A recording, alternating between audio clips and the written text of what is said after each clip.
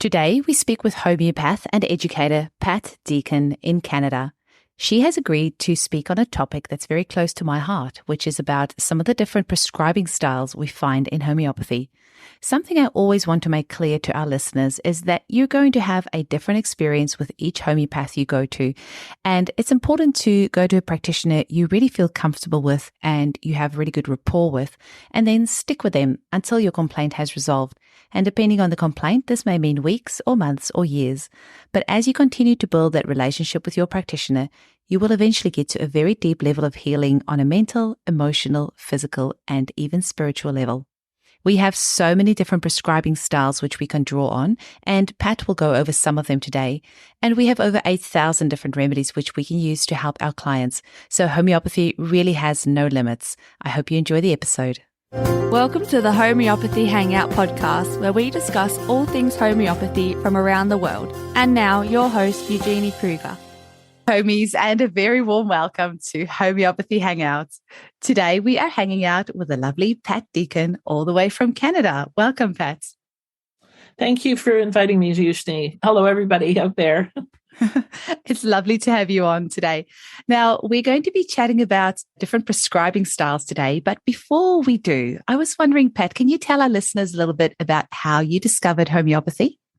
Absolutely. I, like many homeopaths I know, found homeopathy through my children. My eldest child, pretty much after birth, was absolutely covered with eczema. We actually rehoused our cats. We removed everything from the house that we thought, might be a problem. We did the conventional route all the way and actually got no joy. The cortisone creams didn't even work for him. So we explored every alternative we could find, which at that point was not very many because it was, pre-internet. We're talking about the late 70s, early 80s, where the world was a very different place. Eventually, though, we ended up being referred to a homeopath by three different alternative practitioners we've been to. It said the only person who's going to help you is this homeopath, Louis Klein, who was at that time one of pretty much the only homeopaths operating in Canada. We were fortunately living in Vancouver, which was where he was, and we had no idea what homeopathy was. We walked into the room. My husband and I, my son was 3. He walked straight across the room, and this is my son who did not like strangers at the time, straight across the room and planted himself on Lou's lap. Oh. And wow. And at that time, Lou himself didn't have kids, and he wasn't, it wasn't like he was emanating Santa Claus or something, and he sat there for an hour and a half, and I just found the consultation mind-blowing. I just felt like he asked all kinds of questions I'd never thought about before. What side of the bed does he sleep on? Things about him that I'd never really even thought about before, And I felt like at the end of the consultation, we knew our son in a whole different way. And I thought that was amazing. And Lou said, the eczema is going to be there for another few months, but it's not going to be bothering him. We went off with these little sugar pills and came back 6 weeks later with a child we'd never met before. He was happy. Our son had been angry from the time he was born. He was happy, content, cooperative. And yes, the eczema was there, but it wasn't bothering him. He started wearing shorts, which he always refused to do. Was sleeping at night. We bought bright red sheets for him because he, just rip himself to shreds at night. Just as he said, a few months later, the eczema actually left. But the significant thing was it never even occurred to us that we could change personality or change, we thought we were just going for something physical. Well, so at that point, I was completely smitten with homeopathy, and I read everything I could and, bought the books I could find and joined a local study group. And then I stalled because there was nowhere to study in Canada. There were no schools at the time. Other people in the study group were all single with no children. And so they were free to move to England or go down to the States. But even in the States at that time, you had to have some sort of medical qualification in order to study homeopathy. And then you did homeopathy later. So, and I had no interest in getting a medical qualification. I had no interest in being a naturopath, which is what a lot of people were doing. I knew I wanted to do homeopathy. So anyway, I put it on the shelf. I just figured, if it's meant to be, it's meant to be. And at the moment I have a young family and, I have to focus on them. And at the time I was working part-time at a feminist women's health center. So I was fitting diaphragms and cervical caps and doing pregnancy counseling. And we also had a resource center there for women in the city where people would come and fill out forms in their doctors. It was back in the days when people could actually choose the doctors they went to. I don't know what it's like in Australia, but in Canada, most Canadians don't have a GP. We have miles long waiting lists actually to have a GP. But at the time, people could actually choose their GP, and they'd come in, again, pre-internet, women would come in and fill out these forms and know who they were going to. And we did a lot of, post-hysterectomy counseling, and there were birth collectives that were there. We supported women seeing midwives and having home births, which was illegal in Canada at the time, both home births and midwives. So it was a pretty happening place. We had a government grant. And at one time, there were actually 14 of us working there. So, but I would just, from the time I had this homeopathic experience, I would just refer all these women to Lou, because I thought, there's nothing else for them. If he can do this for my kid with his eczema, I'm sure he can help all these women with the problems that they have. And, that just became a real interest for me. So fast forward 10 years, we've moved across the country from British Columbia to Ontario and settled, promised the kids we wouldn't move again. And out of the blue, my husband gets an invitation to apply for a job in London. And, he threw out the first 3 that arrived. And then when the 4th one came, he thought, well, I better actually take this seriously. I kind of, this sort of looks like my name is on this job. Sure enough, he got it. And we moved to England. We lived there for about 10 years, and it meant I could. Wow. Yeah, because at that point, there still were no colleges in Canada. By the time we came back 10 years later, there were. Anyway, so that was wonderful. I joined a study group right away, found a homeopath, and studied at a wonderful little college that doesn't exist anymore called Purton House School of Homeopathy, where we met in our principal's living room, group of 18. Wow. It was fabulous. And we met every week. That was the other thing. It wasn't the sort of 2 or 3 day weekend. And we met every week, almost every week of the year. Mm. And then had to fit our clinical work and what have you in around that. But I felt like I got a really good grounding, and that's what it was, though. It was a grounding. And when we graduated, our principal said, so now the real learning starts. Mm. Go into every kind of homeopathy you can and figure out what your own practice is going to be, And so for some people, that was a very discouraging thing after 4 years of hard work and lots of money. And in my case, it involved quite a bit of traveling. But it was all worth it. So at that time in England, there was a spectrum of homeopathy. At one end of the spectrum was what was called the practical school. And they didn't do a lot of the sort of deep psychological classical prescribing. They were more into practical remedies that worked, sometimes in combination with each other, but more allopathic in the sense that it was like these remedies are for the liver. You can take a combination of them to heal your liver, like that. Mm-hmm. And then at the other end of the spectrum were these strictly classical people who had, and my school was somewhere in the middle. We had a classical training, but which meant one remedy at a time. And we basically learned what I think of as a box of remedies, which was the way people practiced at that time. There was the polycrests. And that box might be 10 remedies or 20 remedies or 50 remedies or 200 remedies, depending on the practitioner, and people tended to sort of expand their box as the years went through. But basically, people were being fit into a slot. And I saw that early on, even before I started studying homeopathy, and it always bothered me. It was the one big question I had that was never answered in my 4 years was, if we all are individuals, we're all snowflakes, why is it that everybody's getting nature muriaticum at some time? Why are we using such a small number of remedies? At the moment, we have 7,500 remedies, I think, in the entire Materia Medica. So why would you settle for 200, And I think part of it was At the time, we didn't have the internet. The internet for me has revolutionized homeopathy in so many ways. It's been a very good thing for homeopathy. With the internet, we were able to get databases that were searchable and expensive. But, as Lou would always say, Lou Klein, the homeopath that we went to, he would always say, well, the people that were practicing at the time of James Tyler Kent, who was one of the foremost American homeopaths around the turn of the last century, those practitioners would spend a whole year's income on a repertory, which is a large book. Wow. Dictionary. So really, you kind of have to have a perspective. We're a unique audience, small, unique audience that are actually going to be purchasing these. So I meant to say too, I practiced in England a lot. I had a very busy practice from the get-go. And then we came back to Canada, and I got off the plane and walked into a North American Society of Homeopaths meeting where Lou was the keynote speaker. And I had already signed up for his postgraduate course at that point.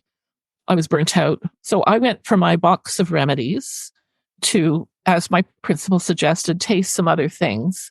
And what I found was I needed those other things to supplement what I was doing. So I started using tissue salts and combination remedies and herbal tinctures and incorporating those into my practice because my box was not big enough. Yeah, I did that and really burnt out. After about 4 years, I'd move people from one remedy in the box to another remedy in the box, and then I'd add on with these other things. And it wasn't what I wanted to do. And I saw in that postgraduate training that Lou was doing the possibility of opening up the box to the entire Materia Medica. So I embarked on that process for another 3 years of postgraduate study. And it was very difficult because I was quite confident in what I was doing. And it was like I had to go through a process of breaking down what I thought I knew and to open it up to new things, and very different way of practicing. And it did require systems, So when I'm teaching students now, what I say to them, you can operate out of a box of remedies that you're comfortable with. I know lots of people that do that. Still, lots of homeopaths practice that way. For me, it was limiting. And it also meant that I would hear people say things like, oh, classical homeopathy doesn't treat that condition. What nonsense. Homeopathy can treat anything. You just have to find the right remedy. So we came back to Canada in 1999. Since then, I've embarked on learning as many systems as I can to allow me to access all those remedies. And I have found I don't need combination remedies. I don't need tissue salt. I mean, they all have their place, but in my own practice, I'm always working on get that single remedy that's actually going to heal my patient at the deepest level possible. So, it's meant really getting a good handle on the periodic table, for instance. Very brilliant Dutch homeopath Jan Scholten, around 25 years ago, like around the time that I had started studying, came up with the idea that the periodic table is the table of life. For him, as trained as a scientist, the periodic table is the table of life. And he said to himself, well, if it's the table of life, why is it not something we use in homeopathy? So what he did was to actually take the periodic table and to map the known homeopathic remedies, the ones that are in the box, Natura muriaticum, Kali carbonicum, the mineral remedies that were known, to map them and to look at their symptoms. And then once he had them all on the map, what he realized was the connections between them, and was able to draw some conclusions about themes that went both vertically and horizontally across the periodic table. And then once he'd done that, he was able to start proving, which is the process by which we find out what's in a homeopathic remedy, the gaps. So rhenium suddenly became part of the homeopathic Materia Medica, ruthenium, Calcarea muriaticum, and then combinations. So Calcarea, not just carbonicum or Calcarea sulfuricum, but Calcarea muriaticum and Calcarea nitricum. And he was able to figure out what the meaning of the salts, the muriaticums, the nitricums, the what have you, that were then now added on to remedies that they hadn't been added on to before. And they had, what do you know, they had a whole new meaning, and they fit, cases in a different way and in a deeper way. Everything I look at, any case I look at, I put it through different mental filters. And one of them for me is, where is this person on the periodic table? What place in their lives are they at? And which which stage on the periodic table. Anyway, then as people got a handle on that, he then explored a whole row on the periodic table that nobody knew anything about, the lanthanides, and discovered that this unknown hidden part of the periodic table was just what we needed for autoimmune diseases and children with the kind of things that homeopaths see today. Lots and lots of people. We see a lot of people with autoimmune diseases. We see children who are on the autism spectrum disorder with an alphabet of ADD, ADHD, various so-called behavioral disorders. And those are places where the lanthanides are absolutely brilliant. And they are used in life as components of computers, colors in a television screen. I mean, the things that we use that are unique to our time. So it's totally appropriate that they would be the right remedies for conditions that are fairly new in history. Yeah, we can almost call them we can almost call them man-made diseases. Yeah, some of them have to do with just the way we live our lives. This particular where we are in history. And I really believe that there is an evolutionary process with remedies, and that they need to adapt to the time and the diseases that people are presenting. So that would be one that I use. I also draw extensively on my studies with Lou, who is just a brilliant homeopath, and whose work, if you haven't studied with him directly, a lot of the information, he is trying to write as much as he can now. He's not practicing at the moment, and he's, working on his books. But can I do a quick little shout out as well to his online learning platform, Zomeo, which I've used as well, ZHOMEO, and that's for professional homeopaths to get development. But I haven't been able to really even scratch the surface because there's so much material in there for you to study. It's really opened my mind to a lot of different topics. Yeah. Zomeo is fantastic, and he's not doing the HMC Master Clinician course anymore. He is just focusing on Zomeo, and he's not actually doing there's access to all his old, not his old, but his video that he produced. Yeah. But now he's actually turned it over to people that have studied with him and to colleagues to present their own material.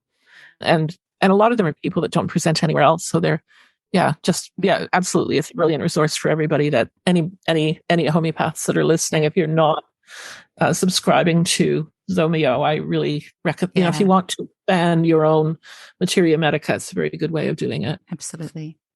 So what I'm sharing with you is basically how I work by introducing you to all these different things. Mm-hmm. So back to Jan Schulten. So he went from the lanthanides to then going, well, hang on a minute. I mean, there's this whole untapped world of plants. And really, there's not, up until Jan, there was very little good information about plants. Mm-hmm. So he took the periodic table and then came up with another structure, which is far more complex. So I always say to people, you have to get a handle on the periodic table first before you move on to the plants, because he's added new categories. And of course, the plants are so complicated. And part of what makes them so complicated is there are different classification systems. They change all the time, So another person that I study with who came out with her work around the same time is, again, a brilliant biologist, homeopath, a botanist homeopath from Israel, Michal Yakir. And she also has a table of plants, but it's completely different from Jan's. And it's based on a different classification system. Oh my gosh. So usually I recommend to people that they get their head around one system first. And then, if they want to, personally, I use both of them. I love them both. And they have different functions for me. So I use the periodic table. I use those two. What are the other big tool that I use is colors. I've got that. I've never used it, but I've got it in the clinic. It's called The Colors in Homeopathy, and it was the story of it is Ulrich Welch, who was a German homeopath. His homeopath passed away, and Ulrich discovered that he had spent 35 years of his practice collecting his patients' favorite colors and their handwriting style. And he did his prescribing partly on the basis of that information, because what he started to find was that people that needed certain remedies would choose certain colors, and that their handwriting bore a similar style to each other. So when I heard about it, I was fascinated. I actually heard about it while I was reading Jan Schulten's book, because I noticed this cryptic 14A, 17C, what have you, on the cases. And I was thinking, well, what is that? And sure enough, he explains it's this color system. So it's a really beautiful thing. Because what Ulrich did was to take his teacher and his homeopaths information and then put it in an accessible form so that other people could use it. And again, with the beauty of the internet, he or somebody else from his practice goes online every week and does corrections to the list of colors. So there's, I don't know, probably 1,000 remedies that are mapped out on the colors now at this point, but it's an updating, something that gets updated regularly. So it's a very good system. And there's a bunch of us around the world who are using it and feeding information into him from our own practices. So somebody does really well on Kanayam, we feed that case into him and say, and then he has a system of, for people that are familiar with a homeopathic repertory, there's a way of classifying symptoms, in different categories. So for instance, a black type symptom, what we call a black type symptom, is one where a number of homeopaths have reported to Ulrich, so my one patient, there may be 10 other homeopaths who've said, yes, I've seen that color coming up with respect to that remedy. And so that becomes a black type symptom because a lot of people have had that experience. If it's just one person, he'll put it in plain type and then goes back and checks with the person to see whether their patient was continuing to do well months later, or if he received that same information from other people, then it might go up to another category. So anyway, I just mentioned, and I use the handwriting. I collect the handwriting, but I haven't found it as useful a system. So it's not for me. Quick question for me, Pat. Do you happen to know if because I have that book, but I haven't used it as I would have liked to, it's just sitting there on the shelf really. Is there a good online course that explains how to really properly use that? Well, if you're a Zomeo member, you can go in and find, I've actually done one, and Marcus Quintosh, who actually works with Ulrich Weldt, and he is the guy who usually checks them. He has also done one. So I think Marcus did two and I did two. So if you just go through the archives, you'll find them. Okay. But so every homeopath finds their own way of doing things. And I do find that people are, as I said about England, they are on a spectrum, and some people are more rigid and other people are more loose. So when you go to see a homeopath, and I'm talking about people that have, done the training and graduated from college and usually done other training, and we're real. I mean, most of the homeopaths I know are bibliophiles. As soon as the new books are out, we collect them, the information. And we also attend seminars, and we attend, right now it's webinars, and we've had so many webinars. It's been the heyday of homeopathy for me because we can see people on Zoom, which is just the most brilliant thing. I was doing most of my practice on Zoom already, but when COVID hit, it meant I had to do it 100% of the time, which is what I wanted to do anyway, and I'm not going back. So it allowed that, which means people all around the world have access to all kinds of homeopaths that they couldn't have before. People all around the world that don't live somewhere where a homeopath lives, that, are able to access somebody. And we can go online and look at people's websites and choose somebody that resonates with us as a practitioner, which is brilliant. But also, I've gone to conferences that I couldn't have gone to, because of the cost, in different parts of the world. I go to webinars all over the world. It's just the most wonderful thing. So I've learned so much in the last couple of years. It's been a really wonderful time in that respect. Yeah, definitely. COVID has been so hard for so many people, but I think that there are certain people who found it a real blessing in disguise. Yeah. So speaking of, say, a registered homeopath, there is no standard way of practicing.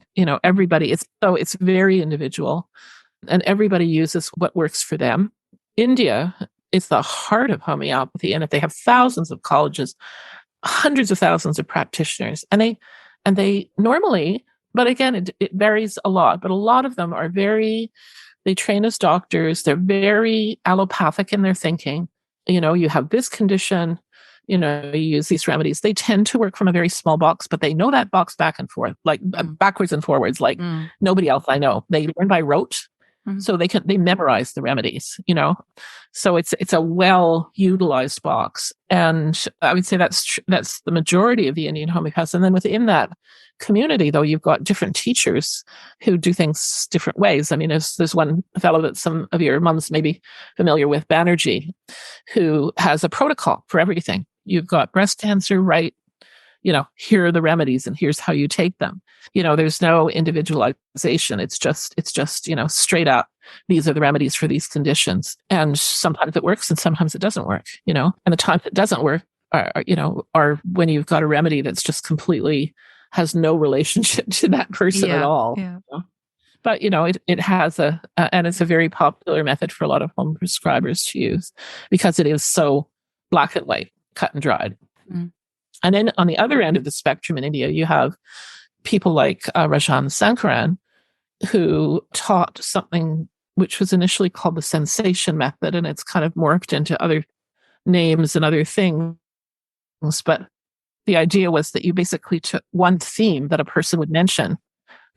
I just an example. They might say they feel stuck. stuck. Or Yeah, exactly. Or I'm stuck in my life, or I have a headache that's killing me. And they would just go through that headache until basically they got into a place where the person was saying stuff that didn't make any sense. But what it was doing was leading to the remedy, to a place where the person, if it's done very well, the person will actually describe the remedy that they need, which is kind of an amazing process. But very few people do it well. And having seen it not done well lots of times, I only use it when it's really appropriate in my own practice. And there's definitely parts of that you could use. Hey, so if you're not necessarily using that prescribing style by itself, there's certainly parts you could pull out of it. And that's what I do as well, just little parts. Yeah, exactly. But that's very, that couldn't be more different than the way most Indian homeopathic doctors who are trained as doctors, they don't go through medical school to practice homeopathy in India.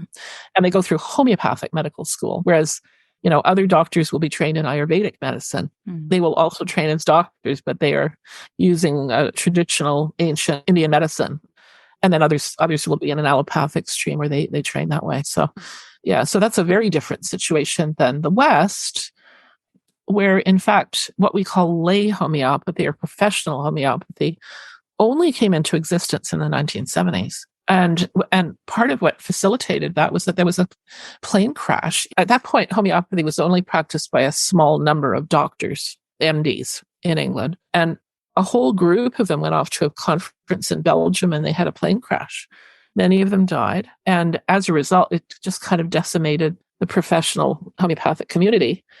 And in the wings were two different groups of so-called lay people, non-medically trained people, who were studying with a man called John de Monte and Thomas Malm. And they had been studying with them for a few years. And suddenly it was their time to practice, and one of them founded the first homeopathic college in London for people that weren't medical. The Society of Homeopaths was formed at that time.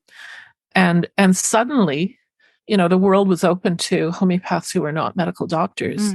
And that changed everything, and that spread all around the world now. There are homeopaths who are not medical doctors all over the world. And so it's also spread homeopathy, and it's allowed homeopathy to grow in a different way. And I think it's quite a wonderful thing. So absolutely. Pat, I have a bit of an interesting question for you. So do you think that it's important to match the prescribing style of the practitioner up to the client? For our listeners listening to this, is it important for them to ask their potential new practitioner what sort of prescribing styles they use before they go to that person? I think it's a perfectly legitimate question. I get that question usually from people who've been to homeopaths before. Most people come in cold. They don't know what they don't. Exactly. And people that have seen other homeopaths, and I have a lot of people that have seen other homeopaths before, they'll come in and they'll say, "What are you asking me about colors? My homeopath didn't ask me anything about colors. Why is that important?" Or I'll prescribe a remedy they've never heard of, and they're like, "What? Well, what's that remedy all about?" And why I don't know. It's not what they're expecting. So we talk through it, and if it really gets to a place where they're not comfortable with it, then I'm very happy to refer them to somebody else who's more along the style of homeopath that they're used to. But so what I was going to say, there's a spectrum. So on the one hand, you have people who are dowsing for remedies, and are choosing them that way, or using an electronic machine that's going to tell them what remedies the person needs, and they may be given as many as 15 remedies a day to take. So that's one end of the spectrum, and And then there's another end of the spectrum, which is very rigid about classical homeopathy. And, you give one pill and that's it for 7 weeks, or, and you're not to touch the remedy at any other time. And, that's a very different style. And then all kinds of people in between, and people have their favorite teachers, so for many of the homeopaths in the West, it's the teachers from India that they like. Rajan Sankran, who I mentioned, Divya Chabra, the Joshis, these are all big teachers from India who come to the West, and then there are other people who study with, as I met people I've mentioned, Mikhail Yakir, Jan Schulten, and then various other kind of not as well known homeopaths, but all of whom teach and are known to the homeopathic community. All of whom practice very differently. Everybody's their own style, their own combination of things that works for them and that they feel an affinity to. I got into real hot water at one point with a group of homeopaths online that was prescribing for children with autism. And I was really, and moms were writing in, right? And this mom had written in that she had been to 2 different homeopaths, and one had prescribed pills as opposed to liquids. Mm-hmm. And she understood from some of the people in this group that it was absolutely verboten to give a pill. It had to be a liquid, and the only way to prescribe for children with autism was, and she was asking the group, what did I do? Should I not go back to this homeopath? And I stuck my neck out and said, absolutely, if you felt comfortable with that homeopath, of course, go back to that homeopath. It's just a different way of prescribing. And it was huge. It was just became a huge deal, that I had dared question one of the demigods on the site who had said liquid prescription. So, there are people like that have, you do it this way and or they have very complicated ways of liquid prescribing. You give it at 10 o'clock in the morning and you have 10 glasses lined up and you take a teaspoon of one and then you take, poor patients. And then there's other people who have really long lists about you can't eat peppermint and you can't eat, you can't drink coffee and you can't use Tiger Balm. Those injunctions came from a long piece by Hahnemann in which he also talked about garlic and spiced chocolate, all kinds of things that nobody talked about that were also part of the list and were equally important too. Yeah. And in reality, we've just seen from experience, none of that my personal perspective is none of that stuff matters. And all it does is it puts off patients. Exactly. I found exactly the same. There's homeopaths that won't treat people who are on, and there are homeopaths that won't treat people who are on allopathic medication. They will not treat people who've had radiation and chemotherapy for cancer. There are people that, so everybody has their rules, and personally, I think the less rules, the better. Homeopathy is a very flexible. But on the other hand, there are patients who are more comfortable with a very strict prescriber. Completely agree. Has lots of rules, and prescribes in a way that's comfortable to them. So, I do think there is a certain matching of the style of the homeopath and the style of the patient, And I have sometimes seen people who've been to 6 homeopaths before they've come to me, just because they want to find, and a lot of us actually offer a free session. I offer a half-hour free session, and I know a lot of my colleagues do that, or 10-minute, 15. At least you can meet the homeopath before you put out all that money and have a sense of whether you like their personality and whether they feel like somebody you can trust your life to, which is what you're doing. It's very private information that you're sharing with your homeopath, and whether you feel that that's a person you can, entrust that information with. So, So I guess the moral of the story here is that all of us homeopaths prescribe very differently. And at the end of the day, you need to find somebody that you have good rapport with. When you're speaking with that person, your energy just absolutely smashes together and you feel comfortable with that person and you feel you can share with them things that you might not have shared with anyone else, so they can really get to the core of how to heal you. So don't let the prescribing style of the practitioner put you off. And just find somebody that you really resonate with. Pat, how can our listeners get hold of you? Where can they find you? Oh, my website is Pat Deacon, DEACON.com. And just for a little bit of fun here at the end, what are your top 3 favorite homeopathic remedies and why? Good question. I have to say number one would be gelsemium. Mm. Gelsemium is a remedy that some of you will know is one of the top influenza remedies. It's a remedy that's been used a lot in COVID. But it adapts itself to so many situations that I think people run into acutely. You know, the person who is so scared to go to the doctor, the dentist, that their knees turn to rubber and they can't stand anymore. That's gelsemium, you know, or that can't get out of the bathroom, you know, because they keep having diarrhea or feeling like they're going to have diarrhea, or they just have to pee constantly, you know, before they go and see the doctor or perform somewhere, or you know, it's a big remedy for childbirth. It's a remedy for women that it's in the rubric fear of an ordeal.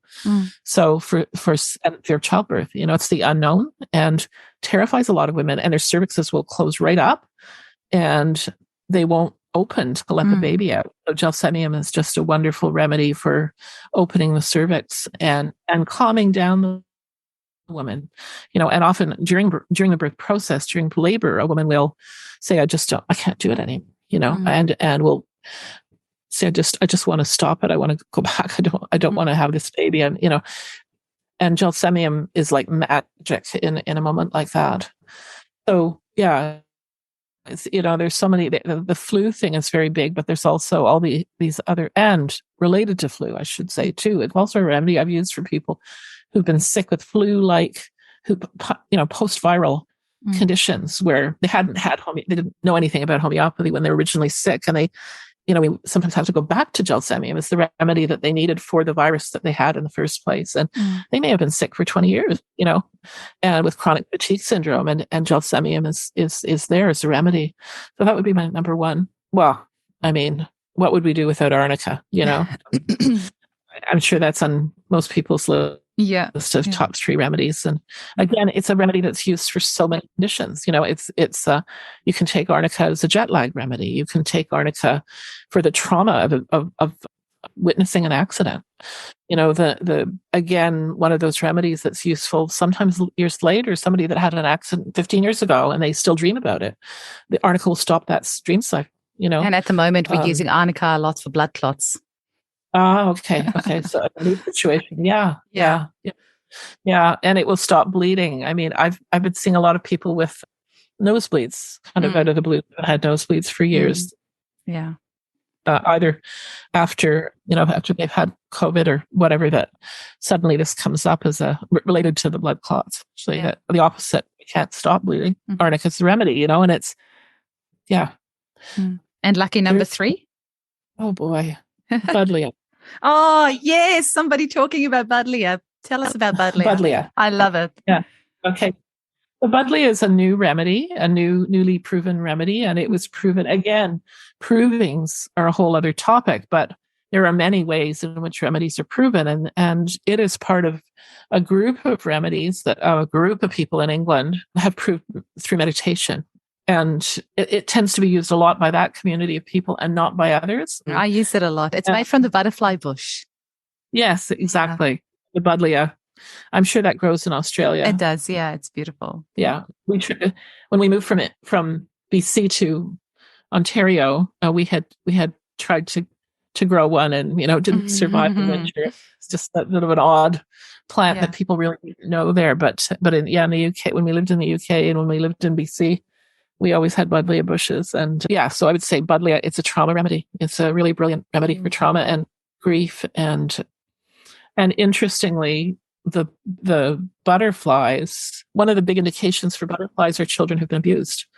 So there's this whole piece of trauma that's, you know, related to Buddleia. And I think it's one of the most brilliant grief remedies and is really, really underused.